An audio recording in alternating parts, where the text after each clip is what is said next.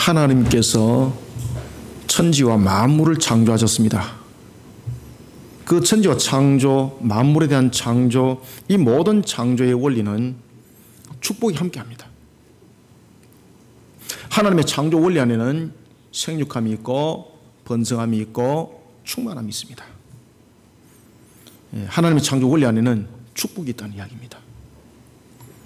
그런데 문제는 이런 하나님의 창조의 원리를 벗어나게 되면 그 모습은 축복이 아니라 저주라는 것을, 그리고 또한 그런 모습 속에 살아가고 있는 것이 우리에게 비춰지고 있습니다. 하나님께서 천지와 만물을 창조하셨을 때에 창조의 원리는 축복이었습니다. 창조의 원리가 축복인 것에 앞서서 창조는 원리에 의해서 창조된 것이 아니라 목적에 의해서 창조되어졌습니다. 목적에 의해서 창조되어졌는데 그 원리가 축복에 있다는 겁니다. 하나님께서는 모든 창조를 이루실 때에 선한 목적을 가지고 창조하십니다. 왜냐하면 하나님 자신이 그 속에서 나올 수 있는 것은 모든 것이 선함이기 때문입니다. 그런데 하나님의 창조는 하나님의 신적 속성이 마치 분여되어서 창조되어진 것이 아니었고, 하나님의 창조는 신적 속성이 자연물 속에 부여되어서 사람에게 부여되어서 창조되어진 것이 아니라 하나님의 능력으로서, 그 전능하신 능력으로서, 그 전지하신 능력으로서 창조되어졌습니다. 그래서 하나님의 창조물을 신의 분여적인 측면에서 말하는 것이 아니라 하나님이 신의 부여가 아니라 하나님께서 직접 창조하셨으니 창조하신 그 창조물을 향해서 피조물 그리고 만물이라고 말하는 겁니다. 온 세상이 하나님의 창조에 의해서 창조되어진 것으로만 끝나는 것이 아니라 하나님에 의해서 친히 운행되어지고 있습니다. 이 친히 운행되어지는 것을 우리는 주권이라고 그러고, 어떤 영향력도 그 속에 부여할 수 없으니 그 주권을 절대 주권이라고 말하는 겁니다. 오늘도 천지 만물이 운행되어지는 것은 하나님의 주권이 돼 절대 주권입니다. 누가 간섭하여서 이렇게 하고 누가 좀 이렇게 해주세요 그래서 이렇게 움직이는 것이 아니라 하나님의 절대 주권에 의해서 천지와 만물은 오늘도 운행되어지는데, 완전하신 하나님 안에서 운행되어지니 오늘도 이 우주는 안전 속에, 그리고 또한 우리는 그 안 속에 살아가는 겁니다. 만약에 이런 것이 완전하지 아니한 어떤 조건들이 부여된다면 우리는 얼마 남지 않아서 충돌로 인해서 모순에 의해서 전부 다 사라지게 되어 있습니다. 오늘도 해가 뜨고 그리고 또한 달이 뜨는 것은 자연적인 원리라는 것이 아니라 하나님의 완전하신 절대 주권 속에서 그 만물이 운행되어지기 때문에 우리는 마치 그 시간에 해가 뜨는 것처럼 착각을 하고 있는 것입니다. 그래서 하나님의 운행하심은 완전하신 것입니다. 이런 속에 하나님이 천지 만물을 창조하셨습니다. 어떤 목적을 가지고 창조했는가? 우리는 하나님이 우리를 왜 창조하셨는가? 천지와 만물을 왜 창조하셨는가? 여기에 대해서 성경을 찾기 시작했습니다. 신학자들이 연구를 하기 시작했습니다. 그러면서 얻은 결론이 한 가지가 있는데, 그것은 하나님께서 우리를 창조하신 목적, 만물을 창조하신 목적이 딱 하나더라. 그것은 뭔가 하면은 하나님이 스스로를 영광을 받는 영화로움이었고, 그리고 하나님께서 이 창조물을 통해서 기뻐하는 그 영광을 받기 위함이었더라. 그래서 웨스트민스터 대우리 문답과 소요리 문답은 이렇게 우리에게 신앙을 고백하면서 가르칩니다. 하나님의 제일에 대한 목적은 무엇인가? 그것은 바로 하나님을 영화롭게 하는 것이고 우리가 그분 안에서 즐거워하는 것입니다. 그리고 그분을 기쁘게 하는 것입니다. 이것이 창조 목적이었다는 겁니다. 그런데 이러한 창조 목적 속에 인간이 죄를 범하게 됩니다. 그리고 만물이 인간의 죄악 속에 영향력을 받게 됩니다. 가시와 엉겅퀴 속에 살아가게 됩니다. 그런가 하면 또한 이러한 우리의 모습 속에 천지와 만물을 오늘도 하나님의 절대 주권에 의해서 움직이고 있는데, 인간의 죄는 이런 절대 주권으로 운행되어지는 하나님의 절대 주권 앞에 아주 교만하게, 그리고 해서는 안 될 모습으로 질문을 던지더라는 것입니다. 심지어 이렇게 말하고 있습니다. 하나님이 세상을 주관한다는데, 하나님이 선하신 분이라고 말하고 있는데, 그 절대 주권에 의해서 모든 것이 다스려지고 운행되어진다 그러는데 세상이 이렇게 악할 수가 있는가? 반문합니다. 그런데 이 반문에는 신앙에 대한 반문이라기보다는 교만이 있었고, 이 반문에는 인간의 죄악됨 속에 오늘도 하나님은 살아계시는가, 신은 존재하는가 라는 것에 대한 반문이었던 것입니다. 우리는 여기에 대해서 분명합니다. 그렇습니다. 세상이 이렇게 악함에도 하나님이 친히 운행하시고 계십니다. 그런데 왜 이렇게 악함이 나타나는가라는 것입니다. 그것은 바로 인간의 죄로 말미암은 그 값이 이 땅 위에 놓여져 있기 때문입니다. 인간의 죄화된 값으로 만약에 이야기를 한다면 우리가 살아나가는 이 천지 모든 부분들은 인간의 죄된 값으로서 이미 끝나야 되는 겁니다. 그럼에도 불구하고 하나님께서 친히 운행하기 때문에 오늘도 해가 떴습니다. 오늘도 우리가 살아나가는 삶의 열매가 있는 겁니다. 비록 우리가 가시와 엉겅길을 살아가지만은 우리 삶의 열매가 있는 겁니다. 하나님께서 만약에 친히 오늘도 운행을 절대 주권 속에서 운행하지 않았다면 우리는 삶이 존재하지 않습니다. 죄의 값으로 이미 끝나는 겁니다. 세상이 이렇게 악할 수가 있는가? 그런 속에 하나님이 어떻게 절대 주권 속에서 운행하는가를 여러분들은 보셔야 되는 것입니다. 오늘도 이런 악한 세계 속에서 우리에게 일용할 양식을 주시니 하나님이 친히 운행함의 결론입니다. 오늘도 이런 악한 시대에 살아가면도 우리에게 호흡할 수 있는 공기가 있고 마실 물이 있으니 하나님이 절대 주권 속에서 운행하기 때문에 가능한 일입니다. 이런 사실 앞에 인간의 죄는 항상 교만하게 생각하고 항상 따지듯이 이야기를 하고 있습니다. 이사야가 살아가던 시대도 동일했습니다. 우리 시대만이 아닙니다. 하나님으로부터 택함을 받았던 이스라엘이 그랬습니다. 가장 찾는 거죠. 이스라엘을 한번 돌이켜봅시다.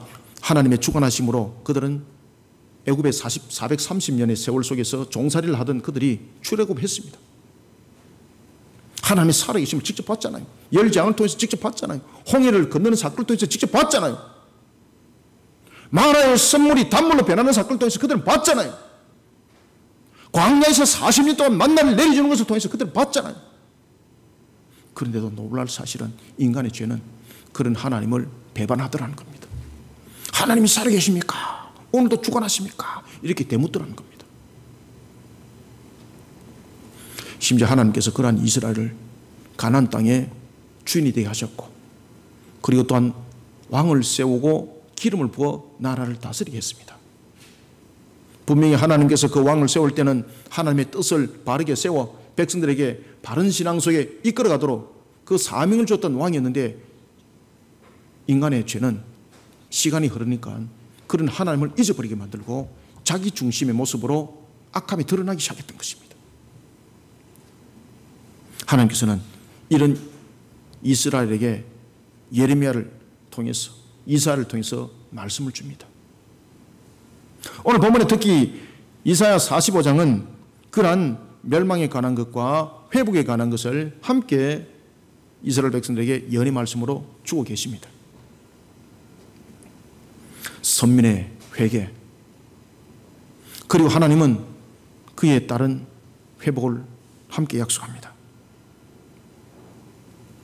이스라엘은 바로 하나님의 창조 목적 속에 이 땅에 우리를 향한 하나님의 음성이기도 했습니다. 사랑하는 성도 여러분, 하나님은 분명히 우리를 창조했습니다. 만물을 창조하셨습니다. 창조의 목적이 무엇입니까? 그 창조의 목적은 어떤 신적 속성에 의해서 분열된 창조가 아닙니다. 만약에 신의 속성에서 분열된 창조 같으면 이것은 피조라고 말할 수가 없는 겁니다. 그것은 피조가 아니라 더욱더 정확하게 신학적으로 말씀을 드리면 신의 분열입니다. 분열. 신의 나눔이에요. 나눔. 그렇지만 모든 창조물은 신의 분야가 아니라 하나님이 직접 창조하셨고 어떤 피조물에게도 하나님은 신적 속성 부여한 사실이 없습니다. 이것이 하나님과 피조물의 구분점입니다. 하나님께서는 그런 모든 피조를 통해서 창조의 목적을 그 속에 심겨두었는데 그 창조의 목적은 하나님은 그 창조를 통해서 영화롭게 영광을 받으시고 경배를 받으시고 이런 속에 창조를 했던 것입니다. 그래서 하나님께서는 우주에는 별들이 마치 오늘도 파티를 벌리듯이 마치 분화작용에 의해서 분열이 일어나는 것, 이것을 하나님께서는 그것을 축복의 생산의 모습으로서 기뻐 받으시는 겁니다. 그런가 하면 사람을 통해서 또한 이 땅 위에 하늘의 새와 땅의 짐승과 물속에 또한 물고기를 통해서 생육, 번성, 충만함의 축복을 통하여 하나님은 그 영광을 받으시는 겁니다. 그때의 그 영광은 선한 속성 속에서 영광을 받는 겁니다. 그리고 또한 그 영광을 통해서 하나님은 사람을 하나님의 형상으로 지어서 그 속에 피조물을 다스리게 하였고 그 피조물의 다스림을 통해서 하나님 또한 영광을 받았습니다. 그 모든 것들의 종합적인 결론이 무엇인가 하면 창조의 목적은 하나님이 기뻐하기 위해서 하나님의 기쁨을 위해서 창조했다는 것입니다. 창조 목적. 우리는 하나님의 이런 창조 목적 속에서 살아가는 피조물입니다. 우리는 하나님의 형상입니다. 인간입니다. 존엄적인 가치적인 측면에서 어떤 피조물도 우리의 존엄적 가치를 대신할 수 없습니다. 그럼에도 불구하고 우리는 하나님의 피조물입니다. 하나님의 창조 목적에서 만들어진 피조물입니다. 우리는 이것을 잊지 말아야 하는 것입니다. 오늘 우리는 이사야서 45장을 통해서 우리는 하나님의 창조의 목적에 어떻게 걸맞는 이 땅의 삶들을 살아가야 되는가? 우리는 하나님의 창조의 목적을 어떻게 성취하면서 나가야만이 하나님이 우리의 모습을 통해서 기쁨으로 영광을 받으시는가? 우리가 이사야서 45장을 통해서 세 가지로 창조 목적대로 살아가기를 한번 바라보길 바랍니다. 먼저 우리가 9절을 한번 읽읍시다. 시작. 질그릇 조각 중 한 조각 같은 자가 자기를 지으신 이와 더불어 다툴진대 화 있을진저 지르기 토기장이에게 너는 무엇을 만드느냐 또는 네가 만든 것이 그는 손이 없다 말할 수 있겠느냐. 아멘. 야, 이게 너무나도 이게 비유적인 측면에서 정리를 잘했습니다. 하나님께는 이렇게 말씀을 주시는 거예요. 이사야를 통해서 하나님께서 말씀을 주시는데 전체적인 피조물 이사야를 향해서 말씀을 주는데 너희들은 질그릇이라는 거예요. 그러면 다시 말하면 존귀한 자는 맞습니다만은 하나님 앞에 존재적 가치적인 측면에서는 질그릇이라는 겁니다. 아시겠습니까? 하나님 앞에서는 우리는 존재적 가치를 가지고 이야기할 때 피조물이라고 말해야 되는 것입니다. 모든 것은 하나님의 이루심이에요.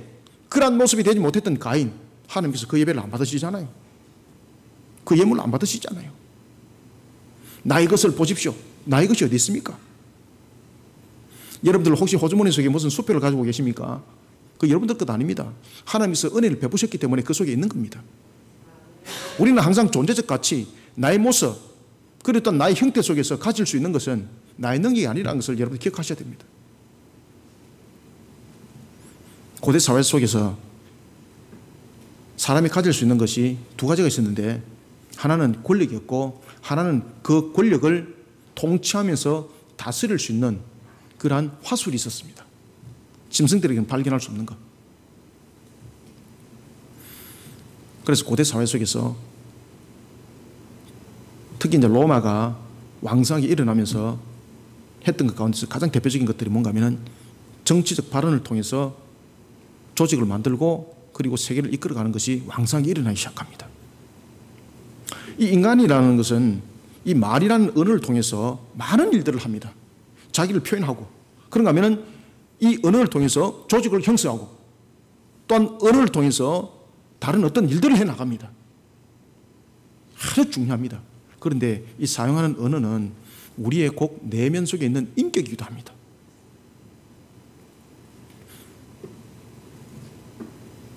우리가 투쟁적인 언어를 많이 쓰는 사람들 보면은 그 사람 본말의 인격이 투쟁적인 모습인 것이죠.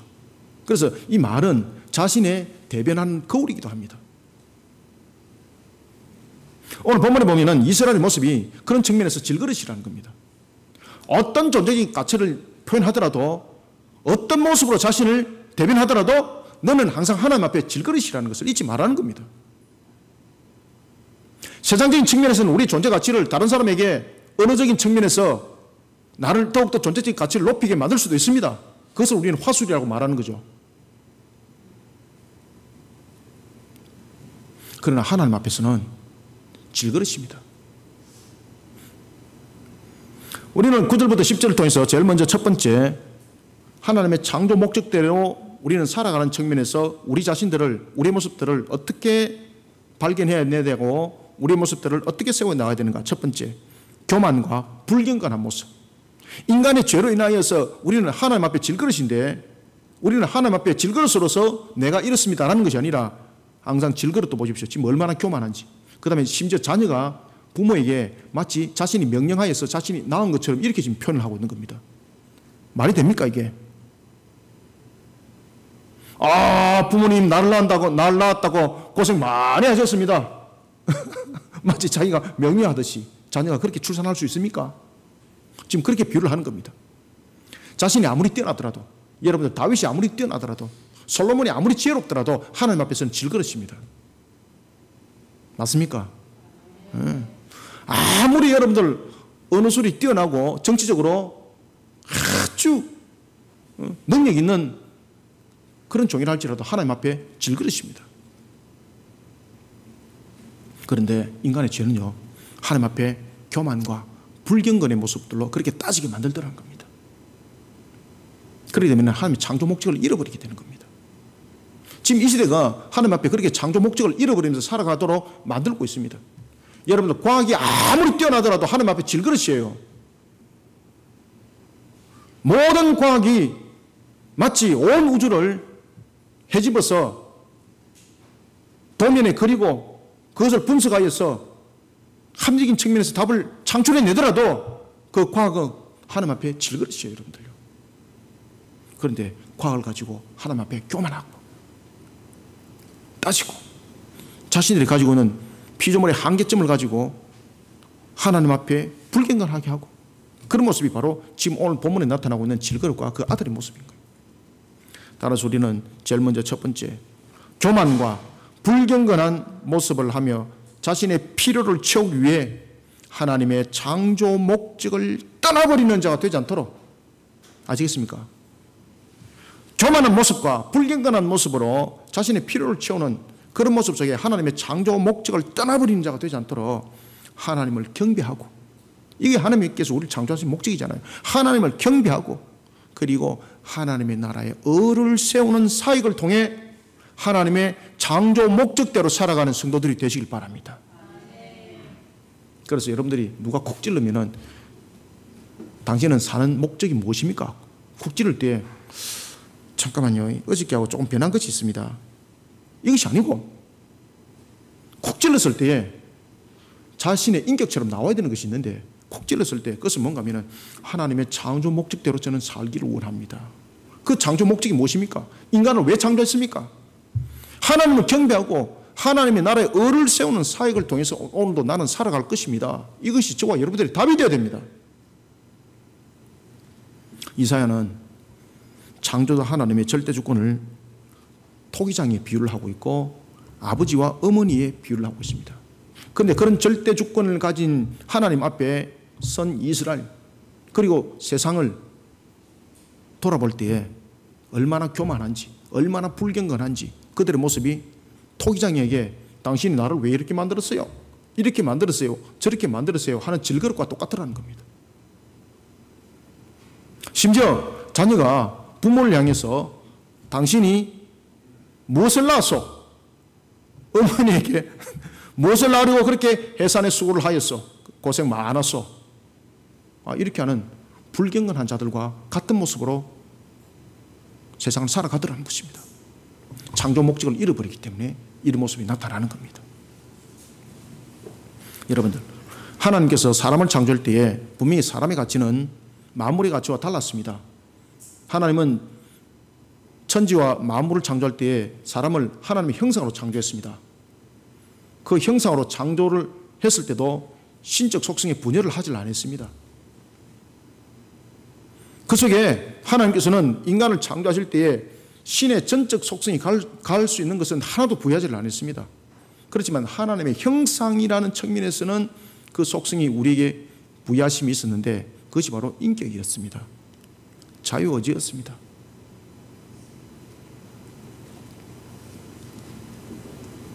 사람 외에는 다른 어떤 피조물에게도 자유의지와 인격을 준 것이 없습니다. 그런데 하나님께서는 사람에게 특별하게 인격과 자유의지를 우리 속성 속에 부여를 했습니다. 뭐 때문에요? 하나님의 창조 목적을 이루기 위해서입니다. 오늘도 이 나라를 허락했습니다. 하나님의 창조 목적이 있다니까요. 대한민국을 허락했습니다.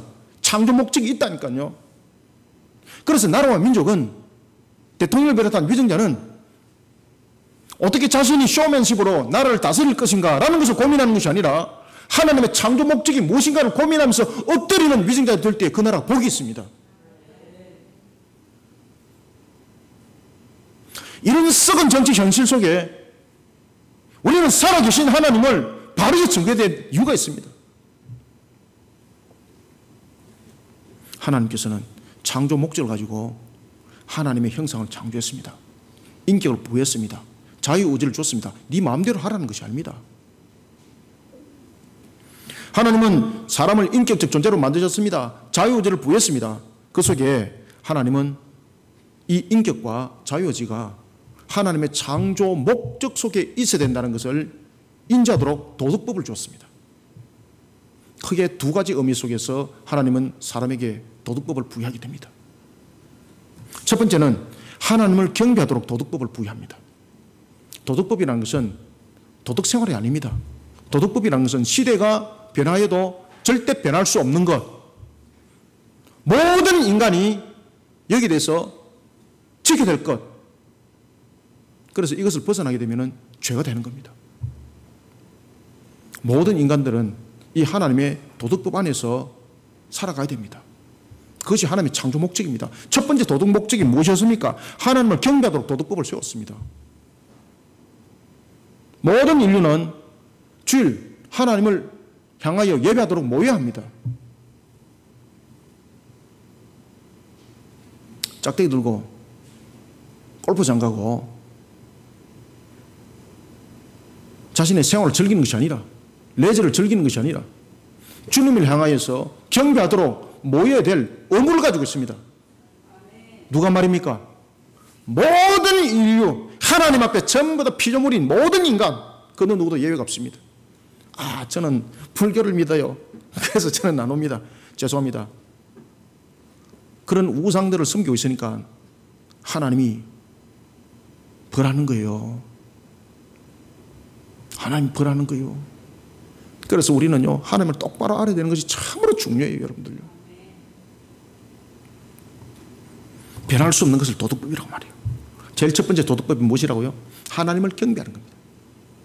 그래서 하나님은 창세기 1장 28절과 창세기 2장 15절에서 분명히 그 말씀을 주었습니다. 하나님을 경배하는 측면에서 땅을 정복하라, 모든 생물들을 다스리라, 그리고 창세기 2장 15절에 보면 경작하라, 지켜라. 이 모든 것들이 하나님께서 아담을 창조한 목적, 다시 말하면 하나님을 영화롭게 하는 경배와 연결되어 있는 단어들입니다. 그 명령들입니다. 그 다음에 두 번째, 하나님께서는 피조물인 인간을 향해서 두 번째 도덕법을 세웠습니다. 그 두 번째 도덕법은 무엇인가 하면 하나님께서 말씀하신 것에 대해서는 무조건 순복하도록 도덕법을 세웠습니다. 그래서 하나님께서 명하신 바에 대해서는 질거릇처럼 내가 이랬소, 그 아들처럼 낳는다고 수고했소, 당신이 이렇게 했소? 내가 그렇게 했기 때문에 아니요 라면서 틱을 잡고 불기근한 모습으로 해서는 안 된다는 겁니다.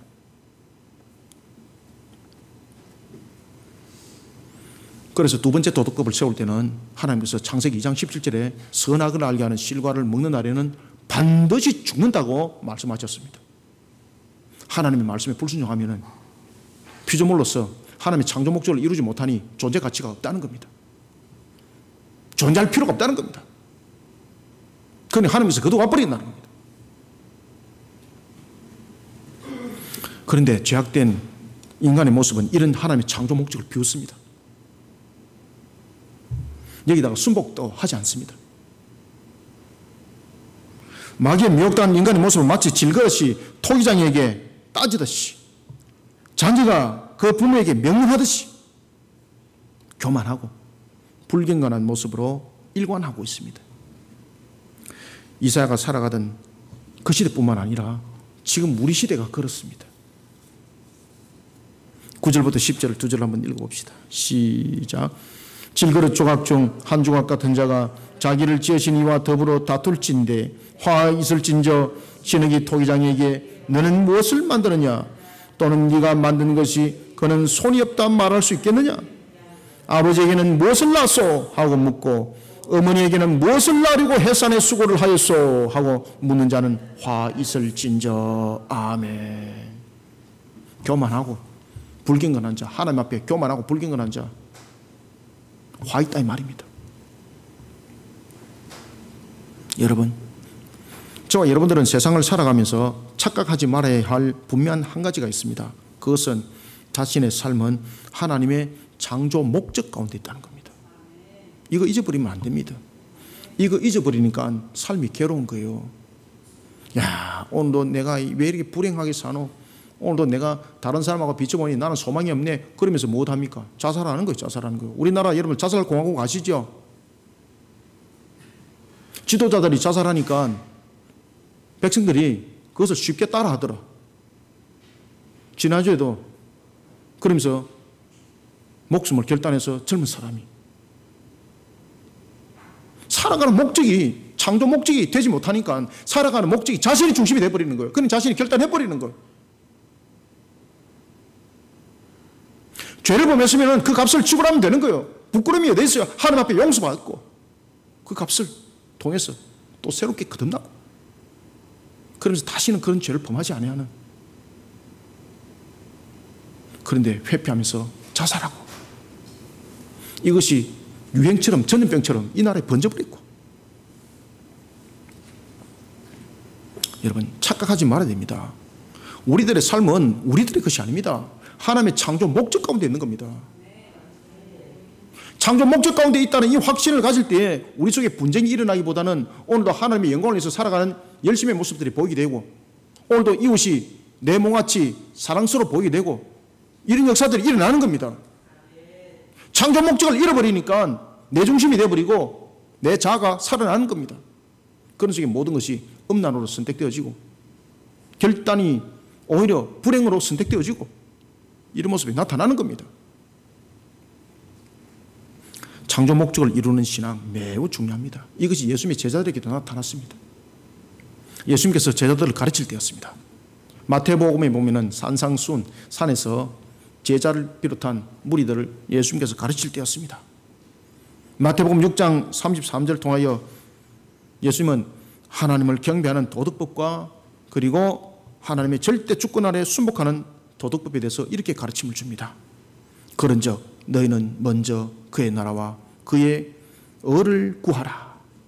그리하면 이 모든 것을 너희에게 더하시리라. 아멘. 사랑하는 성도 여러분, 자신의 필요를 채우기 위한 목적으로 살아가는 어리석은 질그릇의 모습은 우리의 본래 모습이 아닙니다. 이방인의 모습입니다. 다시 말씀드리면 인간의 죄로 말미암은 것입니다. 그의 나라와 그의 의를 구하라. 나라와 민족이 하나님을 경배하도록 그리고 하나님의 나라를 세워나가는 영적 사역에 앞장서는 하나님의 창조 목적을 오늘도 이루기 위해서 살아가는 자, 삶이 보람이 있습니다. 삶의 기쁨이 있습니다. 삶의 은혜가 있습니다. 그의 나라와 그의 의를 구하라. 주님께서 마태복음을 통해서 이렇게 말씀했잖아요. 이것이 바로 우리의 창조의 목적을 살아가는 겁니다. 하나님의 도덕법대로 살아가는 법을 지금 가르쳐주고 있는 겁니다. 예수님께서. 그의 나라와 그의 의를 구하라. 죄인들이 회개하고 하나님 품으로 돌아오는 그 의를 구하는 사역을 통해서 우리는 창조 목적을 오늘도 이루어 나가는 자가 되어야 합니다. 창조 목적을 이루는 삶을 살아가죠. 교만하고 불경건한 질그릇, 말도 안 되는 소리로 하나님을 대적하는 거짓된 자녀의 모습은 하나님의 창조의 목적을 벗어난 모습들입니다. 그러니 하나님이 기뻐하지 않는 겁니다. 그러니 오늘 이사야서도 본문에 보면은 이렇게 말씀하고 있는 겁니다. 10절 하반절 화 있을진저, 화 있을진저. 하나님의 창조 목적을 벗어난 자요 멸망의 자녀일 뿐입니다. 하나님을 경배하고 하나님 나라의 을을 세우는 사역을 통해 하나님의 창조 목적대로 오늘도 살아가는 우리 성도들이 다 되시기를 소원합니다. 그 다음에는 두 번째, 우리가 어떻게 창조 목적대로 살아가야 될 것인가. 11절을 한번 읽습니다. 시작. 이스라엘의 거룩하시니 곧 이스라엘을 지으신 여호와께서 이같이 이르시되 너희가 장래일을 내게 물으며 또 내 아들들과 내 손으로 한 일에 관하여 내게 명령하려느냐. 아멘. 지금 여기에 어떤 이야기를 하고 있습니까? 하나님께 오래 명령한다 그러잖아요. 왜 이런 일들이 일어나는가 아세요? 영적 마비 상태가 되면 이렇게 되는 겁니다. 영적 마비가 상태되면 기도할 때도 하나님 앞에 명령합니다. 하나님 요거 오늘 안 일해주면 하나님 절단납니다. 영적 마비 상태가 이런 걸 불러옵니다. 11절에 그렇게 말하잖아요. 내게 명령하더라. 내 아들들이 내게 명령하더라.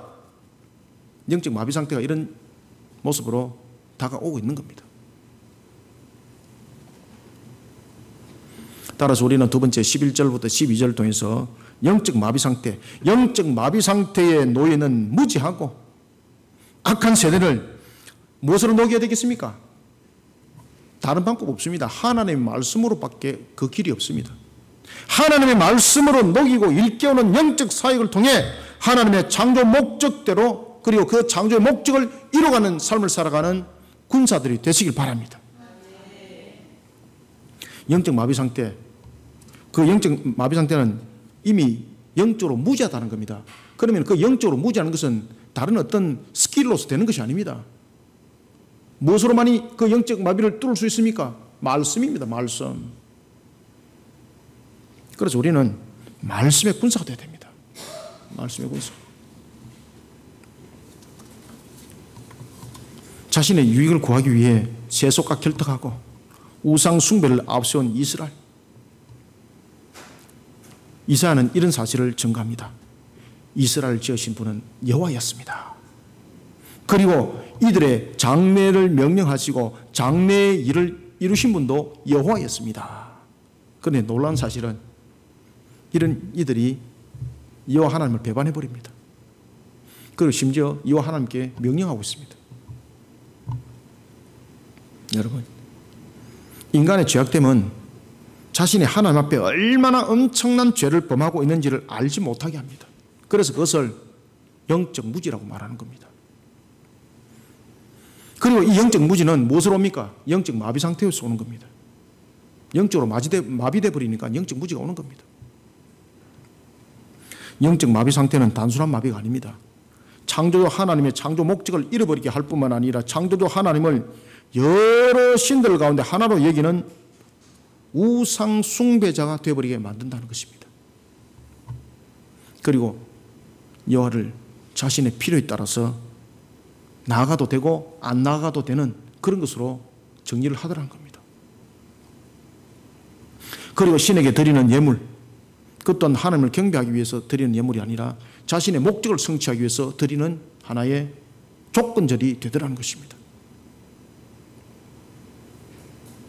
우리가 여러분들 보시면은 영어 공부할 때 조건절 공부할 때 참 재밌지 않습니까?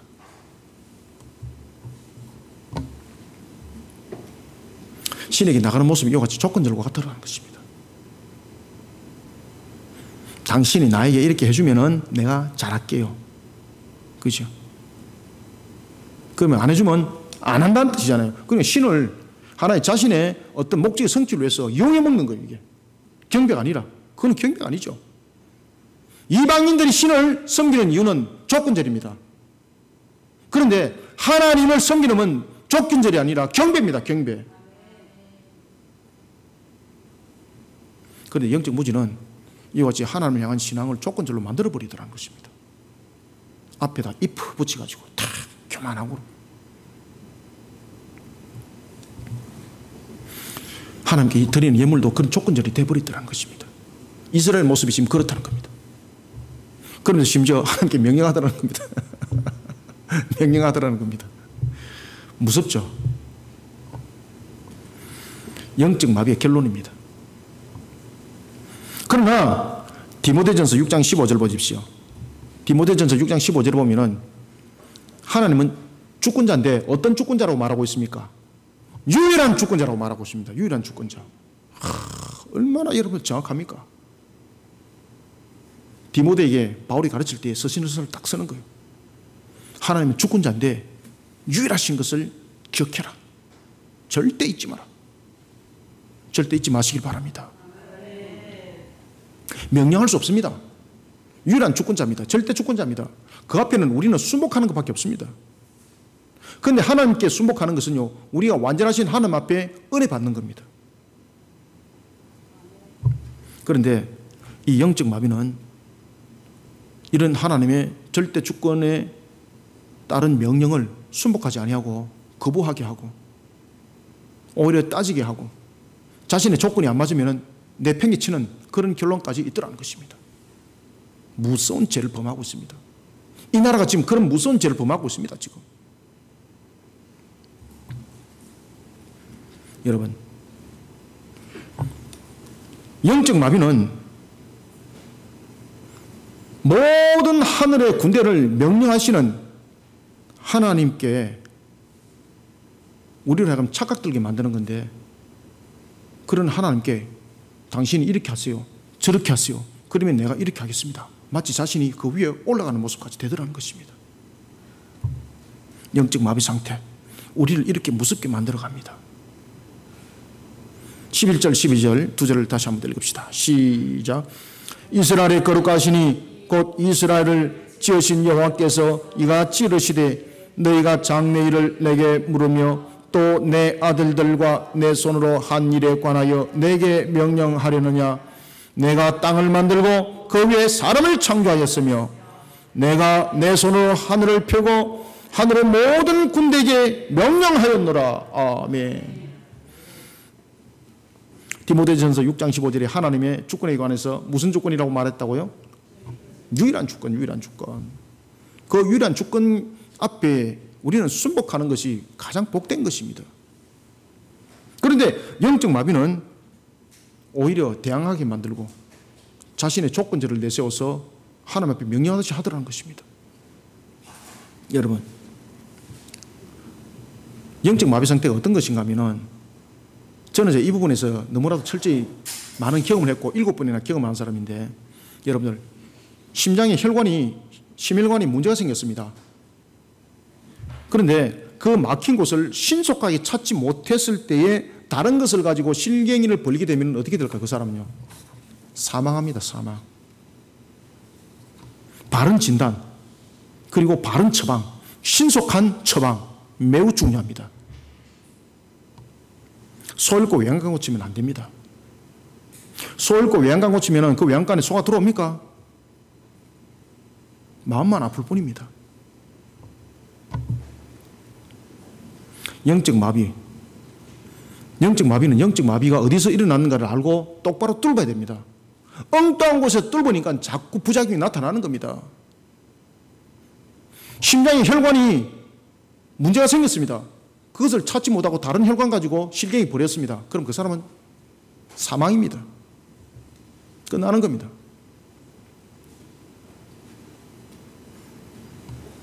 영적 마비를 일으키고 있는 요소를 찾아야 합니다.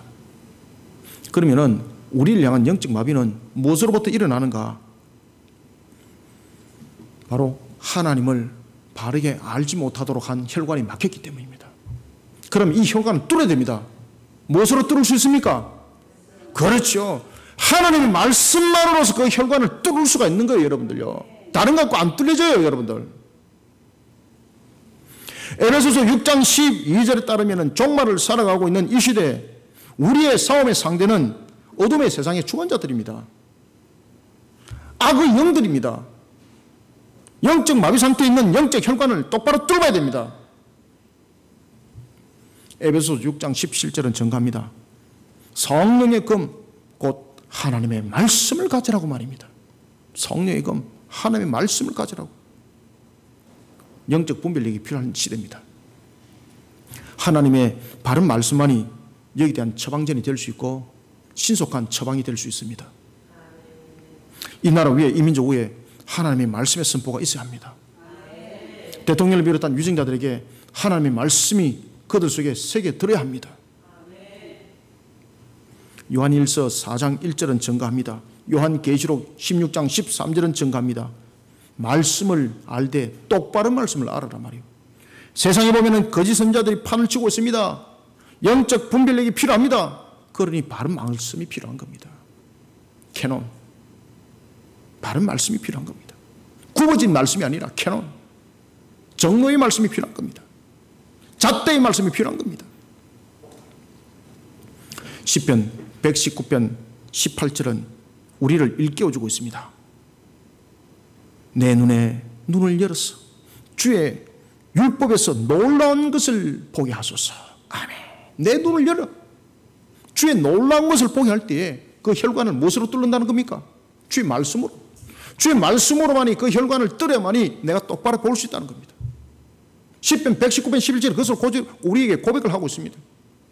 그래서 어떤 신학자들은 이 시편 119편 11절이 다윗의 고백이 있을 것이다 라고까지 말을 하고 있습니다. 여러분, 다윗이 영적 마비 상태에 놓여 있을 때가 있었습니다. 영적 혈관이 막히다 보니까 눈이 헷가닥 돌아버렸습니다. 그래서 다윗이 간음죄를 저지르고 살인 교사죄를 범하게 됩니다. 이때에 다윗의 영적 혈관을 꿰뚫은 것이 무엇입니까? 나단 선지자의 하나님의 말씀이었습니다. 사무엘하 12장 1절부터 14절 보면은 이런 영적 마비 상태에 놓이는 나단은 다윗에게 나갈 때에 생명을 걸고 나갔습니다. 왜 그런가 하면 영적 마비 상태에 놓였기 때문에 잘못 증거했다는 그 순간에 자신은 죽임을 당하거든요. 그래서 나단 선지자가 다윗에게 이야기할 때 하나님이 주신 비유의 말씀으로 그의 영을 꿰뚫고 그의 혈관을 진료를 해요. 다른 것을 엉뚱하게 갖다 대면은 그냥 날아가는 거예요, 여러분들요. 하나님의 말씀으로 다윗의 전곡을 찔러버렸습니다. 하나님께 주신 말씀으로 그의 전곡을 찔러버렸습니다. 그때 사무엘하 12장 13절 다윗은 통회하고 회개하게 됩니다. 그리고 다시 그런 죄를 범치 않더라. 만약 나단 선지자의 바른 말씀으로 영적 마비 상태에 놓여있는 다윗을 바르게 진단하고 그의 막혔던 혈관을 뚫지 않았다면 다윗은 거기서 끝났습니다. 이 나라와 이 민족이 영적 마비 상태에 놓여져 있습니다. 각자 처방전을 들고 놉니다. 그런데 이런 처방전으로서는 이 나라 이 민족 치료 못합니다. 이 나라와 이 민족을 살릴 수 없습니다. 어둠의 세상의 주관자들과 악의 영들과의 싸움입니다. 말씀으로 이 모든 것을 뚫어야 합니다. 말씀의 군사를 세워야 합니다. 교회는 말씀의 군사를 길러 메워야 합니다. 여기에서 사력을 다하고 생명을 바쳐야 됩니다. 히브리서 4장 12절은 증가합니다. 하나님의 말씀을 살아있습니다. 오늘도 하나님의 말씀이 동일하게 살아있음을 믿습니까? 이 능력의 말씀을 왜 가르치지 않습니까? 왜 이 능력의 말씀으로 대통령을 비롯한 위정자들에게 성령의 검으로 왜 말하지 못합니까? 하나님의 말씀은 살아있습니다. 좌우의 날선 검의 말씀입니다. 그래서 혼과 육과 영과 그 관절과 뼈와 심지어 마음의 생각까지 꿰뚫고 찌른다 하였습니다. 오늘도 영적 마비 상태에 놓이는 무지하고 이 악한 시대, 하나님의 말씀으로 녹여야 합니다. 하나님의 말씀으로 일깨워야 합니다. 이런 이사야와 같은 영적 사역, 영적 군사가 저와 여러분들이 되기를 소망합니다. 그 다음에는 세 번째 13절을 읽습니다. 시작. 내가 공의로 그를 일으킨지라 그의 모든 길을 곧게 하리니 그가 나의 성읍을 건축할 것이며 사로잡힌 내 백성을 값이나 갚음이 없이 놓으리라. 만군의 여호와의 말이니라 하셨느니라. 아멘. 하나님의 창조 목적대로 살아가면 이렇게 은혜가 있습니다. 하나님의 창조 목적대로 살아가면 비선과 기온과 히데일과 유브라데의 축복이 있습니다. 우리는 마지막으로 세 번째, 하나님의 어떤 창조 목적대로 살아가야 되는가? 흑암으로 가득 찬 불의한 세상, 흑암으로 가득 찬 불의한 세상을 십자가의 신앙으로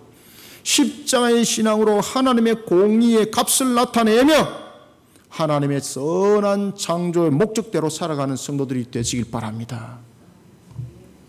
십자가의 신앙으로 공의의 값을 나타내면서 우리는 하나님의 창조의 목적을, 그리고 그 목적대로 살아가는 모습들이 되어야 되는 것입니다. 이사야를 통해 하나님께서 예언의 말씀을 줍니다. 하나님께서 공의로 일으킬 자를 통해서 회복시킬 것을 약속합니다.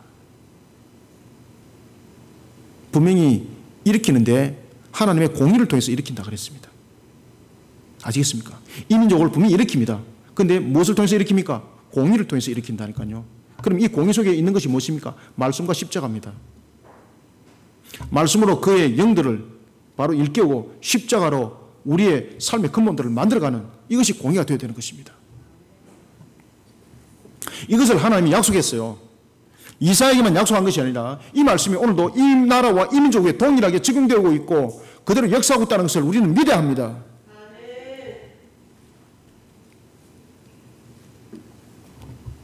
공의는 사람의 값이 아닙니다. 사람 속에서는 공의가 나타날 수가 없습니다. 사람 속에서는 정의가 나타날 수 없습니다. 그런데 위증자들이 정치할 때 보면은 우리는 공의롭습니다, 우리는 정의롭습니다 이래 놔놓고 돌아서니까 전부 다 거짓말쟁이더라. 하나도 공의로운 거 없고 하나도 정의로운 거 없고 상처밖에 안 주더라. 나도 그들 너무너무 좋아했습니다. 저와 직접 관계 있는 사람도 있고. 너무너무 슬픕니다. 왜 그렇게 무너졌을까요? 정의와 공의가 없기 때문입니다. 이 나라 이민족 위에 정의와 공의는 사람의 생각과 판단이 아닙니다. 사람의 사상과 운동의 투쟁의 결과가 아닙니다. 저도 운동 열심히 했습니다. 새마을 운동 말고 말입니다. 저 생명 걸고 했습니다. 하나님의 공의가 아니면은 도루묵입니다. 이사야를 통해서 하나님께서 예언의 말씀을 줄 때에 분명히 이스라엘을 회복시킬 자를 일으킬 것이라 말씀을 줄 때에 그 앞에 무엇이라고 말씀을 주고 있는가 하면 공의로 일으킨 자입니다. 공의로. 공의는 사람의 값에 있어서 만들어질 수 없습니다. 공의는 불완전 속에서 못 나옵니다. 인간의 죄성 속에서 나올 수 없는 겁니다. 그럼 이 공의는 모든 것이 하나님의 근원의 바탕을 이루어야만 되는 겁니다. 그래서 십자가입니다. 이사야 45장 1절 보십시오. 그 공의로 세울 자가 누군가 하면 바로 고레스였습니다. 하나님은 이 약속의 말씀대로 에스라 1장 1절 바벨론에 끌려가서 70년 동안 포로, BC 605년에 1차 포로로 끌려갔던 그들, 예언의 말씀대로 이스라엘을 바벨론의 포로로부터 해방시킵니다. 메데바사가 바벨론을 이길 것이라고는 세상 사람 그 누구도 인정하지 않았습니다. 심지어 고레스도 자신이 이길 것이라 자신하지는 않았습니다. 그런데 하나님이 이기게 합니다. 상상을 초월하는 방법으로 이기게 합니다. 바벨론의 문이 안에서 열려버립니다. 무혈입성합니다. 그런 고레스, 하나님이 그 마음을 움직여버립니다. BC 538년 고레스의 칭리에서 이스라엘이 70년의 포로를 뒤로 하고 예루살렘으로 드디어 귀환을 하게 됩니다. 그때의 첫 번째 지도자가 바로 스룹바벨이었습니다. 다윗의 후손이었습니다. 이 약속대로 그대로 예언의 말씀대로 예수님께서 또 오셨습니다. 바로 다윗의 자손이었습니다. 무엇의 값으로? 하나님의 공의의 값으로. 하나님의 공의의 값으로. 하나님의 공의의 값에 대해서 완전함을 성취하기 위해서 이 약속의 말씀대로 왔는데 그 완전한 성취가 바로 예수님이었습니다. 예수 그리스도였습니다. 그리고 또한 이런 예수님께서 요한복음 19장 30절에서 다 이뤘다는 이런 말씀을 통하여 하나님의 공의의 값이 어떻게 성취된지를 세상을 향해서 선포하고 또한 우리에게 그 의를 증거하셨습니다. 하나님의 공의의 값입니다. 십자가로 이룬 그 공의의 값입니다. 인간의 노력으로서는 인간의 어떤 값으로도 대체할 수 없는 것이 하나님의 공의입니다. 그 완전한 공의를 예수님께서 십자가에서 이루셨습니다. 우리의 죄를 대속하면서 이루셨습니다. 그래서 요한복음 19장 30절에서 다 이뤘다고 말씀하신 겁니다. 우리는 이런 공의의 값 위에 세워진 자들입니다. 그러면은 우리는 이러한 공의의 값을 어떻게 살아가야 되는가? 하나님의 창조 목적은 우리 속에 무엇이 있는가? 이 공의의 값 속에 하나님의 창조 목적이 우리 속에 사역으로 와 있다는 것을 인지하시길 바랍니다. 하나님의 공의는 창조 목적을 따르는 모습입니다. 스바냐 3장 5절 하나님의 공의는 하나님의 창조 목적을 따르지 않는 불의한 자와 함께 하지 않습니다. 하나님의 공의는 잠언 16장 12절 악한 것들과 함께 하지 않습니다. 바로 십자가 신앙입니다.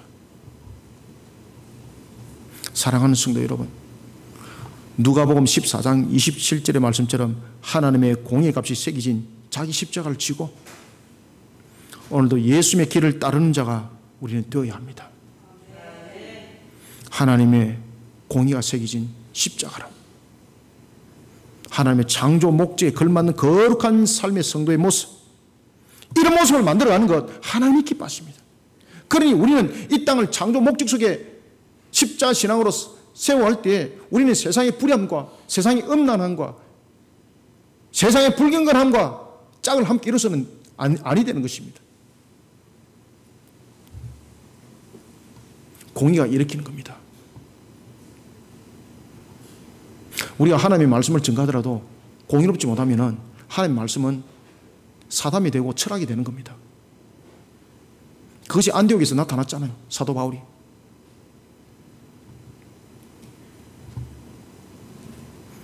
십자가의 공의로 하나님의 창조 목적에 걸맞는 거룩한 성도의 모습을 먼저 만들어가는 저와 여러분들이 다 되기를 소망합니다. 이렇게 만들어가는 자 하나님이 얼마나 기뻐하는지 모릅니다. 이렇게 만들어가는 자 시편 89편 14절은 증가하고 있습니다. 공의는 하나님의 기초의 초석이라고 말합니다. 이런 자들을 하나님은요 모든 것에 있어서 하나님의 기초의 초석으로 삼아요. 그런가 하면 여러분들 시편 111편 7절 보십시오. 하나님의 공의는 하나님의 손이 하는 일이라고 말했습니다. 다시 말하면 하나님의 사업이라고 말했습니다. 그러면은 하나님의 공의 가운데에 자신을 세워나가는 자 두 가지를 한번 접목을 이뤄보십시오. 시편 89편 14절과 그리고 111편 7절을 딱 접목을 시켜보면은 어떤 이야기가 성립이 되는가 하면은 하나님의 공의로 세워가는 자, 하나님의 공의로 사워가는 자, 하나님의 공의로 오늘도 자신의 모습들을 바르게 세워나가는 자는 하나님이 그걸 기초 삼는다는 겁니다. 무엇으로? 하나님의 사업의 초석이 돼 기초 삼는다는 겁니다. 그래서 무엇으로 만들었는가? 바로 창세기 말씀처럼 비선과 기선과 기혼과 비선과 히데길과 유보라디의 네 강물의 축복으로 그를 통해서 세상이 생육하고 번성하고 충만한 역사를 일으킨다는 겁니다. 살아가는 모습이 달라야 합니다. 세상을 살아갈 때도 세상 모습 속에서 전전긍긍하지 마시고 오늘도 내가 하나님의 창조 목적을 통해서 무엇을 행해 나갈 것인가 라는 것을 먼저 고민하시고 그 선한 고민 속에 엎드리시길 바랍니다. 그때 하나님이 은혜를 베풀어 주십니다. 왜? 하나님이 그를 초석으로 만들기 때문에, 하나님이 그를 기초로 만들기 때문에, 하나님이 그를 하나님의 사업으로 사용하기 때문에 하나님이 그에게 은혜를 베풀 수밖에 없는 거예요, 여러분들요. 그런데 이게 조건들이 되면 안 되는 거예요. 항상 우리의 창조 목적, 하나님을 경배하는 본인의 모습 속에서 이 모든 일들이 일어나기를 소망합니다. 오늘도 이와 같은 은혜 속에 우리 모든 모습들을 세워나가는 우리 성도들이 되기를 주님의 이름으로 축원합니다. 말씀을 맺겠습니다. 사랑하는 성도 여러분, 자신을 하나님의 창조 목적대로 살아가는 모습으로 만들어갈 때 그 안에 기쁨이 있습니다. 성령님이 도와주십니다. 성령님이 도와주십니다. 그리고 그 사람 복될 수밖에 없습니다. 왜냐하면 하나님이 초석으로 삼고 하나님이 그 삶을 하나님의 사업으로 삼기 때문입니다. 그래서 신앙으로 승부 걸어나는 거예요. 왜냐하면 그것이 창조 목적 속에 있기 때문이에요. 하나님은 하나님의 창조 목적대로 살아가는 자를 하나님은 이 땅 위에 기초로 씁니다. 초석으로 씁니다. 그리고 그를 하나님의 사업에 사용합니다. 복될 수밖에 없는 거예요. 여기는 조건절이 성립되면 안 됩니다. 창조 목적 속에 내 모습이 하나님을 경배해야 됩니다. 오늘도 절대 주권자 되시는 하나님께 오늘도 경배하고 영광을 올려드리는 예배자의 모습, 하나님의 말씀에 순복하여서 오늘도 복음을 전하는 전도의 사명자, 이것은 절대 주권자 되시는 하나님께서 우리에게 주신 이 땅 위에 우리를 향한 명령이기도 합니다. 이 명령, 이 사명에 우리는 게으른 자 되서는 아니 됩니다. 하나님의 창조 목적에 걸맞는 우리의 모습들 바르게 만들어 갑시다. 하나님께서 우리에게 주신 도덕법은 바로 하나님을 경배하고 예배하라는 것이었고, 또한 하나님의 말씀에 순복하라는 것이었습니다. 그 말씀이 마태복음 28장에서 지상태의 위임령으로 우리에게 명령하셨습니다. 그리고 사도행전 1장 8절 통해서 또한 말씀하셨습니다. 너희들은 예루살렘과 유대와 사마리아와 땅까지 이르러 나의 증인이 되어라. 아버지와 아들과 성령의 이름으로 세를 주고 가르쳐라. 내가 오늘 그날까지 해라.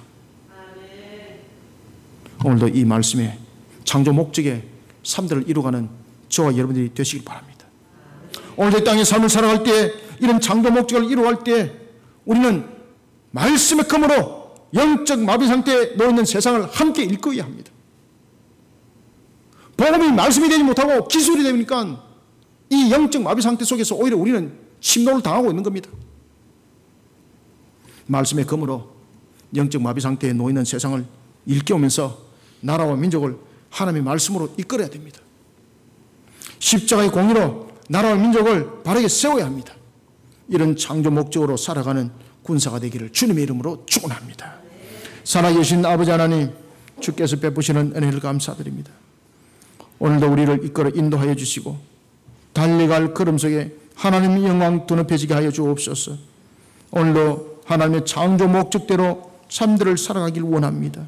하나님을 경배하고 그 말씀에 순복하는 삶들을 이루어갈 뿐만 아니라 오늘도 십자가의 신앙으로 말씀의 검을 들고 성령의 말씀의 검을 들고 나라와 민족 가운데 창조 목적을 이루어가는 사역을 행하길 원합니다.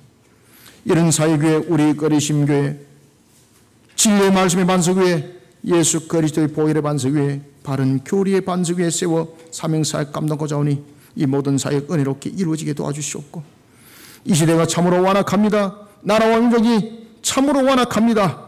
대통령을 비롯한 유행자들 뿐만 아니라 정치, 경제, 사회를 이끌어가는 지도자들에 이르기까지 오늘도 말씀의 검으로 영적 마비 상태에 놓이는 그들을 일깨우는 사역 행하게 도와주시옵소서.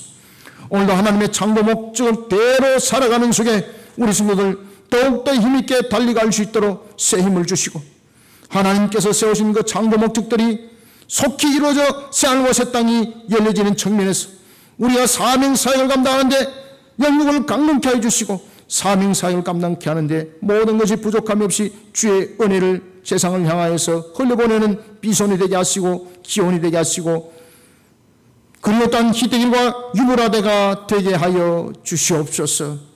오늘도 주신 말씀으로 우리 모든 성도들 영으로 새롭게 일어나게, 우리에게 주신 말씀이 옛날에선 금의 말씀이 되기를 소망하나이다. 오늘도 주신 말씀으로 우리를 이렇게 세울 때 하나님 영광만이 드높여지기를 소망합니다. 주님의 이 나라 이 민족을 이렇게 세워주옵소서. 이 나라 이 민족을 일깨우는데 한국교회를 새롭게 만들어주시고 우리의 영을 새롭게 하여 하나님 기쁨의 도구로 사용하여 주옵소서. 예수님의 이름으로 기도드립니다. 아멘.